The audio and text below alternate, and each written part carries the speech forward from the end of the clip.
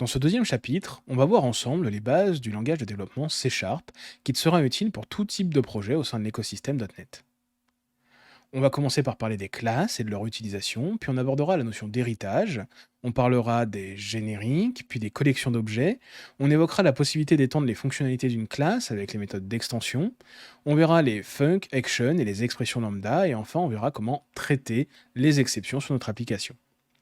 Dans ce chapitre, je vais partir du principe que tu as déjà un premier vernis sur la programmation orientée objet, qu'elle soit théorique ou pratique dans un autre langage, et qu'ainsi les notions d'héritage, par exemple, ça te parle, tout comme le principe d'encapsulation des données. En C#, comme dans d'autres langages, la déclaration d'une classe se fait de cette manière-là. En Java, c'est le cas par exemple. On va avoir donc le mot-clé d'accessibilité de la classe, à savoir public, private ou protected, suivi du mot-clé classe et le nom de la classe. Ensuite, à l'intérieur des accolades, on va avoir le contenu de notre classe et donc les membres de la classe. On va retrouver par exemple les attributs, les propriétés, le ou les constructeurs, suivis des méthodes de la classe. En général, on essaye de regrouper ces éléments par grande famille, puis à l'intérieur de les trier par niveau d'accessibilité, avec les moins accessibles en premier, donc tous les éléments private, suivis des protected, suivis des publics. Alors on parle de propriété, mais si t'es pas familier de l'environnement .NET, ça doit pas trop te parler. En programmation orientée objet, il existe un principe d'encapsulation des données qui indique que les attributs d'une classe doivent être privés, et on doit utiliser des accesseurs pour accéder à ces attributs. Dans la plupart des langages, ça se matérialise par la création de méthodes de type getNon ou setNon pour pouvoir accéder à un attribut nom par exemple. Eh bien en .NET, on va simplifier un peu ça avec la notion de propriété. Par exemple, on va avoir ici une propriété auto-implémentée.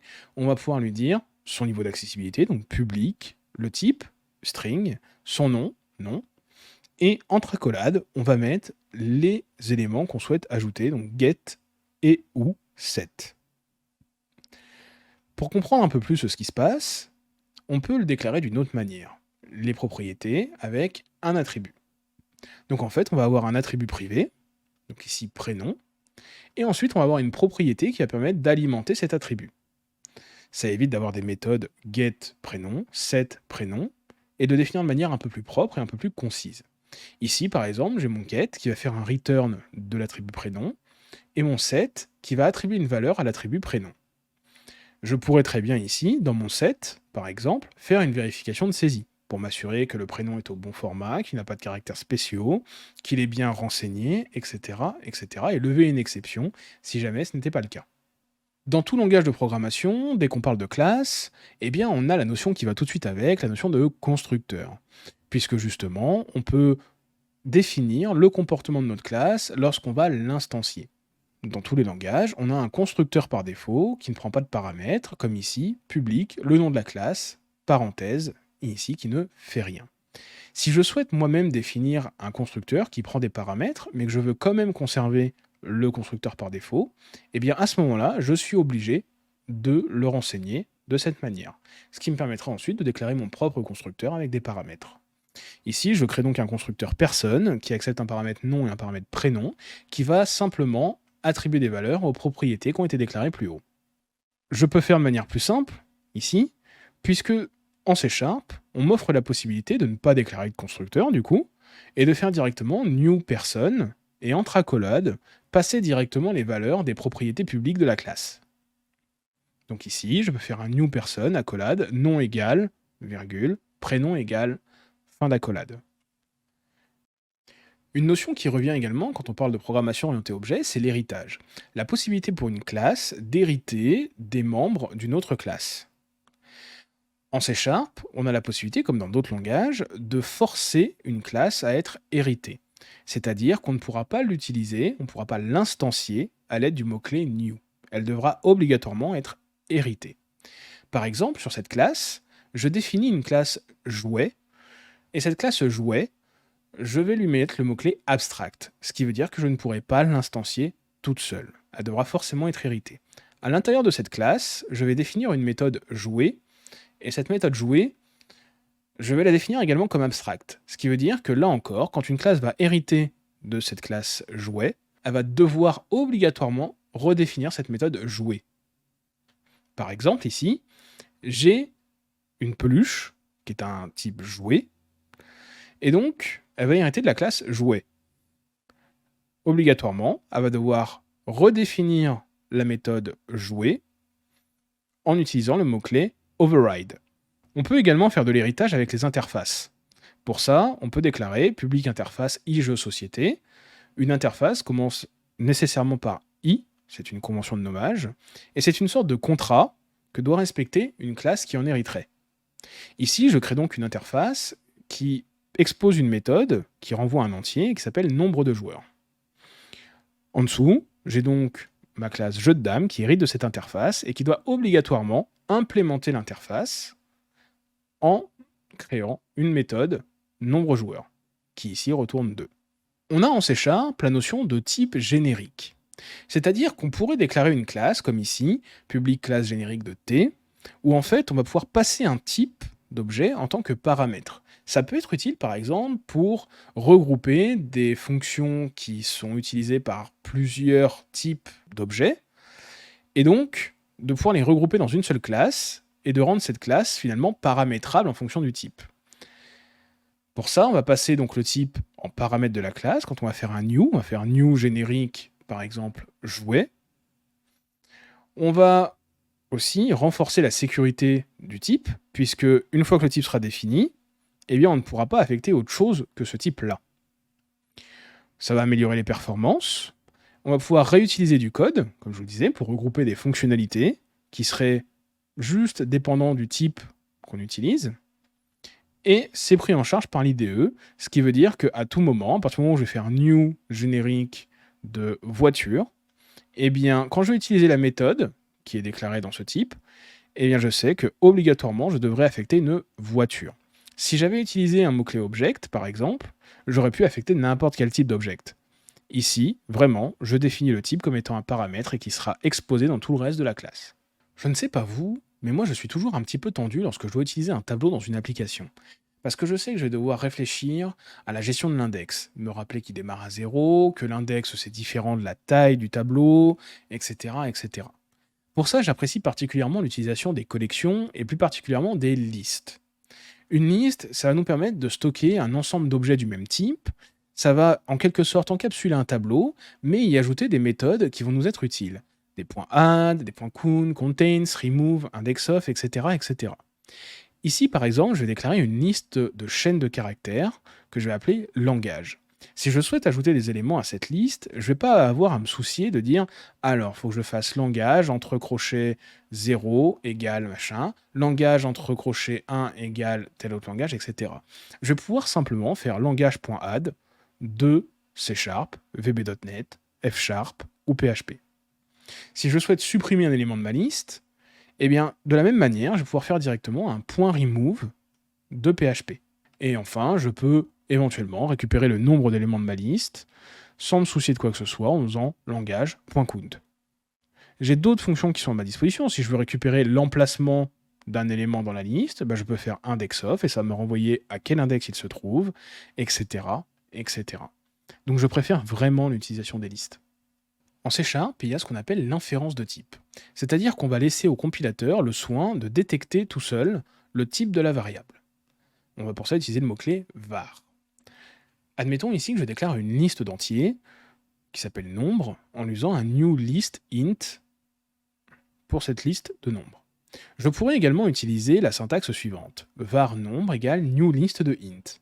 Dans ces cas-là, je vais laisser au compilateur le soin de se dire à la droite de cette expression, il y a un new list de int, donc cette variable est de type liste de int. Par contre, je ne peux pas utiliser cette syntaxe-là en mettant juste var nombre, puisque là, le compilateur ne serait pas en mesure de détecter quel est le type. Attention, ça n'a rien à voir avec le mot-clé var en JavaScript. Ici, on ne peut pas modifier le type au fur et à mesure. En JavaScript, je pourrais déclarer une variable var, lui affecter une chaîne de caractères, puis un peu plus loin, lui affecter un entier, puis un peu plus loin, lui affecter une date, etc., etc.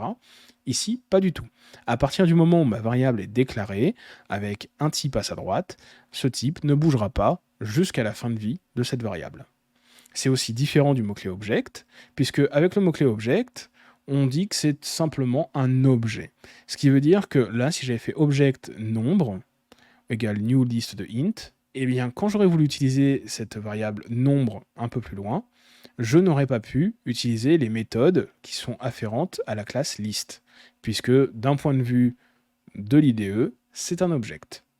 Alors qu'avec le mot-clé var, l'IDE va automatiquement détecter le type et me permettre d'utiliser les fonctions qui vont bien avec. Si je souhaite ajouter des fonctionnalités sur une classe, je peux simplement ajouter une méthode dans ma classe.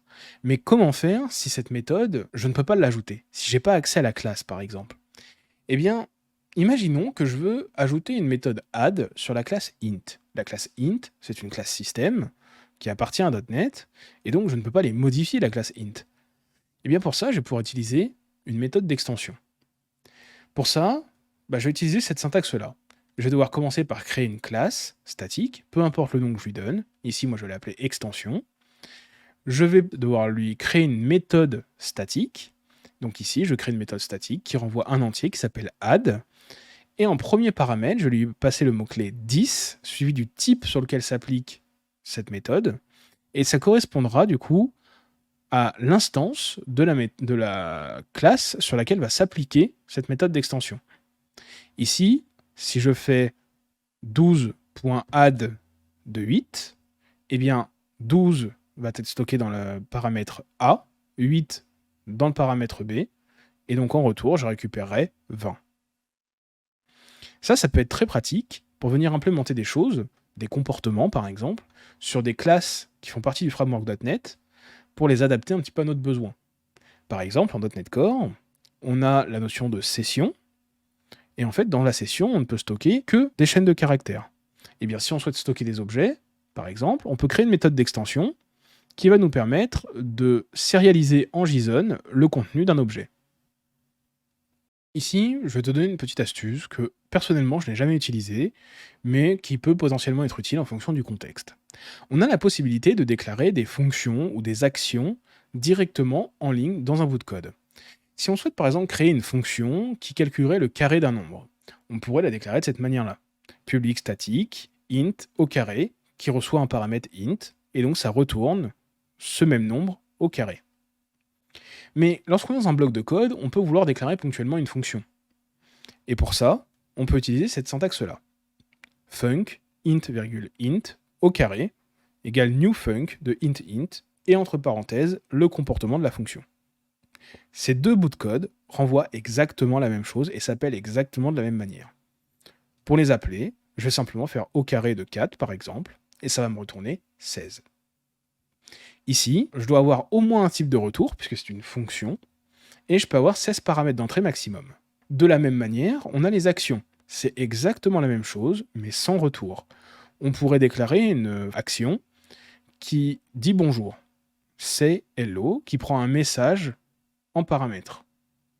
Eh bien, cette même action, on peut la déclarer avec le mot-clé action, en lui passant string, qui est le paramètre d'entrée qu'on reçoit, c'est hello égale new action string, et avec à l'intérieur des parenthèses, le comportement de l'action en question. Là encore, ça s'appelle exactement de la même manière dans les deux cas, en obtenant exactement le même résultat. Ici, on n'a pas de minimum de paramètres, il y a 16 paramètres d'entrée maximum, et ça ne retourne rien, puisque c'est une action. Donc soit une fonction, soit une action. Une fonction retourne quelque chose, une action ne retourne rien. Ce qu'on a utilisé à l'intérieur des parenthèses, ça s'appelle une expression lambda. C'est-à-dire que on va avoir à gauche de la parenthèse des paramètres d'entrée, à droite, l'action qui va être réalisée. Ici, par exemple, je peux déclarer une fonction, diviser, ou racine carrée, et donc pour ça, je vais passer des paramètres, une flèche suivie d'une action. Les parenthèses, elles sont optionnelles s'il y a un seul paramètre, mais elles sont obligatoires si on a deux paramètres. Par exemple, diviser, A, B, on met des parenthèses. Racine carrée, il y a un seul paramètre, donc du coup on ne met pas nécessairement de parenthèses, on pourrait en mettre, mais ce n'est pas obligatoire. Sur une application, on a toutes sortes de raisons pour lesquelles une erreur peut être déclenchée. On appelle ça une exception. C'est un comportement qui n'est pas habituel, qui fait exception au comportement habituel. Ici, par exemple, je souhaite récupérer mon véhicule depuis la base de données. bdd.getMonVéhicule. Puis ce véhicule, une fois que je l'ai, je souhaite définir la date de révision, avec un point add révision, suivi de la date du jour. Que se passerait-il ici si je n'arrive pas à récupérer mon véhicule depuis la base de données? Du coup, ça va me renvoyer nul. La variable véhicule sera nulle. Si je fais véhicule.addRévision, une exception va être levée, plus particulièrement une nulle référence exception, puisque je ne peux pas appliquer une méthode sur une instance qui est nulle. Pour empêcher ça, pour empêcher de faire planter mon application, je vais pouvoir traiter cette exception en encadrant ce code d'un bloc try catch. Dans le try, c'est le code que je vais essayer de faire. Dans le catch, c'est le code que je vais exécuter en cas de problème, en cas d'exception. Ici, libre à moi de le traiter comme j'en ai envie. Si je suis sur une base de données, peut-être que dans mon try, je vais ouvrir une connexion à la base de données, qui va bien se passer. Je vais essayer de faire quelque chose, comme récupérer le véhicule n'existe pas, ça va planter, pour autant ma connexion base de données reste ouverte. Eh bien, une bonne pratique, c'est d'utiliser pour ça le finally, c'est-à-dire que dans tous les cas, que ce se soit bien passé ou qu'il y ait une erreur, on va rentrer dans ce bloc de code-là, dans le finally. Et donc, c'est le bon endroit pour libérer les ressources qu'on a déclarées. Donc, par exemple, fermer une connexion base de données, fermer un curseur, fermer un data reader, etc., etc. On peut être un peu plus précis dans notre exception. On peut dire, par exemple, moi, je veux appliquer tel comportement si c'est une erreur de base de données, mais tel autre comportement si c'est une erreur métier. Pour ça, on va pouvoir utiliser des filtres d'exception. Dans le catch, on va pouvoir préciser le type d'exception. Ici, par exemple, si c'est une nulle référence exception, eh bien, je vais repropager l'exception avec un throw new application exception en indiquant véhicule non trouvé. Si par contre c'est une erreur côté base de données, une SQL exception, eh bien, je vais traiter le cas d'erreur différemment. Je vais peut-être remonter un script ou appliquer un script qui interviendrait dans ce genre de cas. Et dans tous les cas, je peux terminer ma déclaration par exception, tout seul, en sachant que toutes les exceptions héritent de cette classe exception. Donc c'est celle qui doit être en dernier. Si je mettais catch exception en premier, eh bien en fait, il commencerait par rentrer dedans, ce serait validé, le filtre serait validé, et donc du coup, il n'exécuterait pas les autres catchs. Donc attention à l'ordre dans lequel vous exécutez les catchs. Ici, ce que je te propose, c'est qu'on mette en partie en pratique ce qu'on vient de voir. Donc pour ça, je vais recréer un projet de type application console, suivant. Je vais l'appeler gestion cours. Je vais le laisser à cet endroit. Je vais garder .NET 6, je vais cocher cette case-là. Voilà. Je me retrouve dans la même situation que ce qu'on avait tout à l'heure dans la démonstration à la fin du premier chapitre. Je vais effacer ce Hello World qui ne m'intéresse pas. Voilà. Et donc ici, ce qu'on va faire, c'est qu'on va se créer 2-3 classes, histoire de pouvoir mettre en pratique. Je vais donc créer ici un nouveau dossier que je vais appeler modèle. Je vais l'appeler modèle parce que dans la suite du cours, quand on va travailler avec une base de données notamment, on parlera de modèle, et notamment avec le MVC, on parlera de modèle. Et donc du coup, pour prendre des bonnes habitudes, on va l'appeler modèle directement ici. Je vais créer une nouvelle classe, donc en faisant clic droit, ajouter classe, et cette classe, je vais l'appeler élève. Ajouter.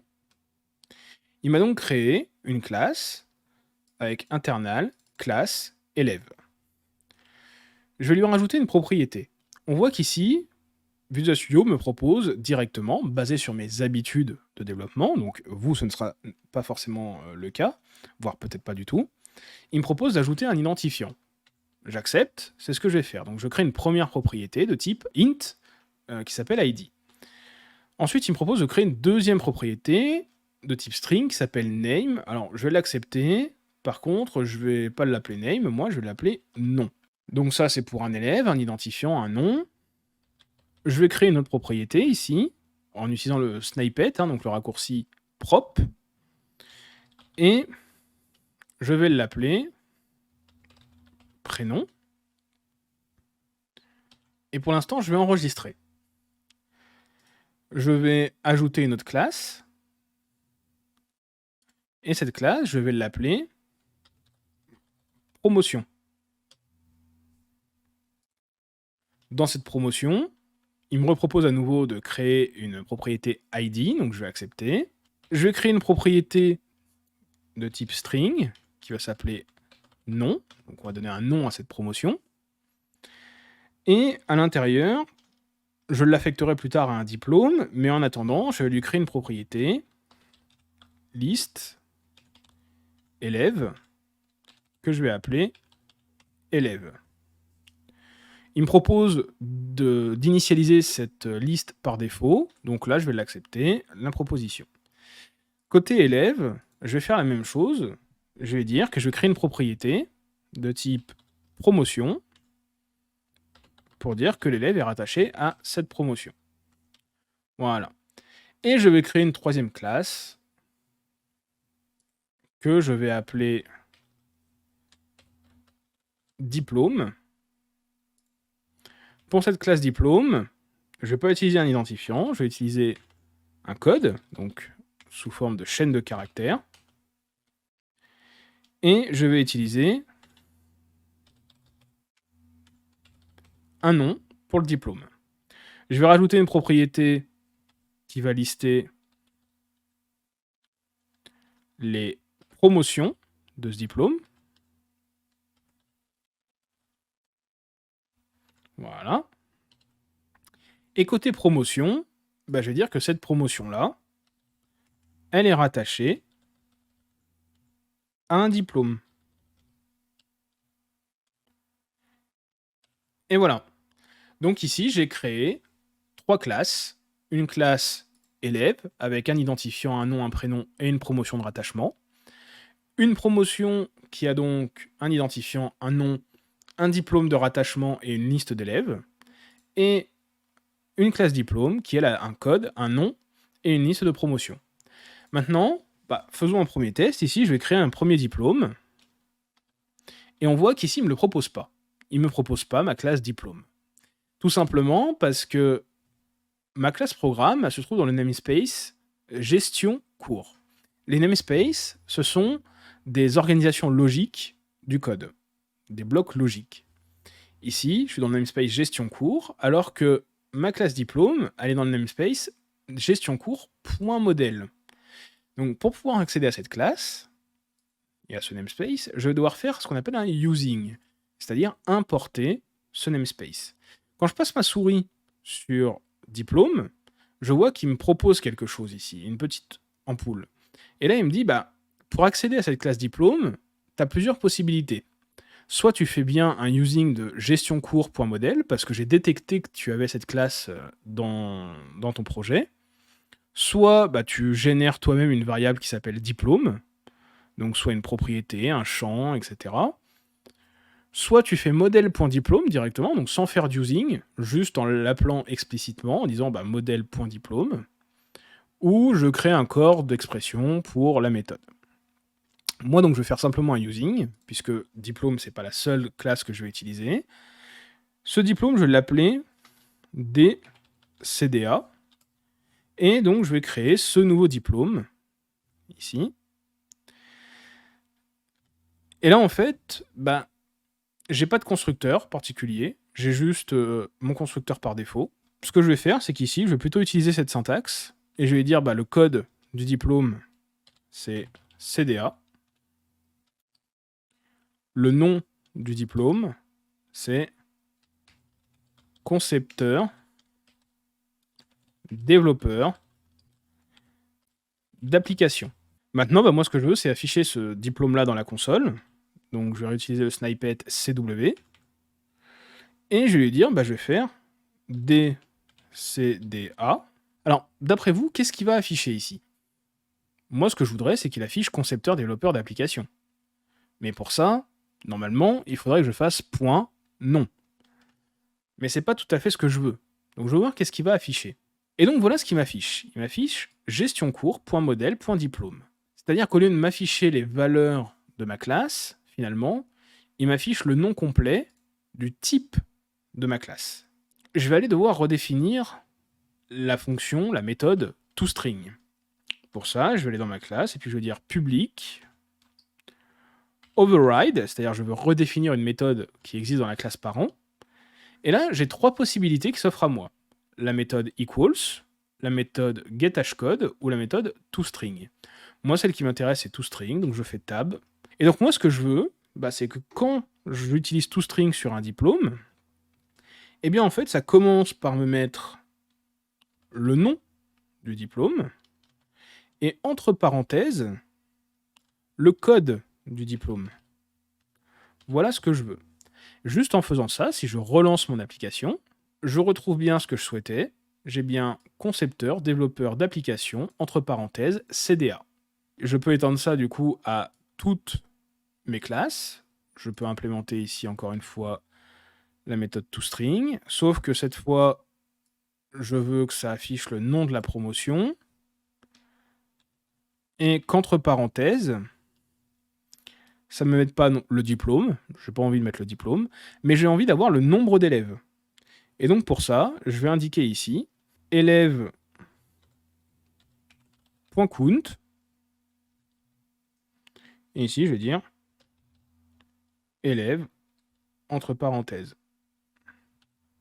Voilà. Et pour un élève, eh bien, je veux que la méthode toString, le nom suivi du prénom de l'élève. Voilà. Ce qui veut dire, pour ce diplôme, je vais pouvoir créer, par exemple, une promotion.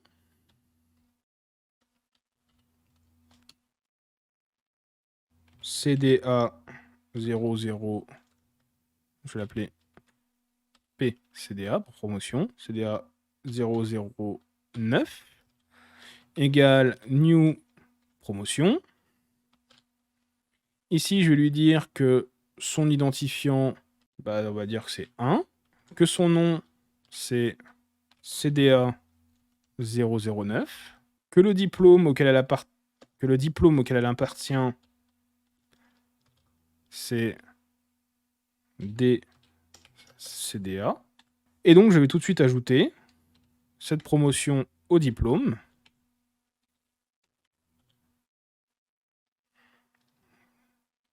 PCDA. Je vais créer un élève de manière tout à fait originale, Dupont. Son identifiant, je vais dire que c'est 1. Son nom, je vais dire que c'est Dupont. Son prénom, ça va être Martin. Et je vais dire qu'il fait partie de la promotion PCDA 009. Voilà. Et dans la promotion PCDA 009, je vais faire un point add. Élève, pardon. Point add de Dupont. Et donc ici, j'ai bien un diplôme auquel j'ai ajouté une promotion à laquelle j'ai ajouté un élève. Pour chacun des diplômes, enfin dans le diplôme, pardon, pour chacune des promotions de ce diplôme, donc des CDA.promotion, je fais un console write line de la promo, donc j'affiche la promo en question, et à l'intérieur de la promo, je refais un for each, où je vais afficher les élèves de ma promo. Donc promo.élève. Et donc là, je vais faire un console.writeLine de élève. Ça va nous permettre de voir que tous mes toString fonctionnent. Je fais F5, et ici il m'affiche quoi? Il m'affiche bien concepteur développeur d'application CDA. Il m'affiche bien la promotion CDA 009 avec un élève à l'intérieur. Et il m'affiche bien l'élève Dupont Martin. Voilà. Donc là, on a fait à peu près le tour de ce qu'on a vu ensemble.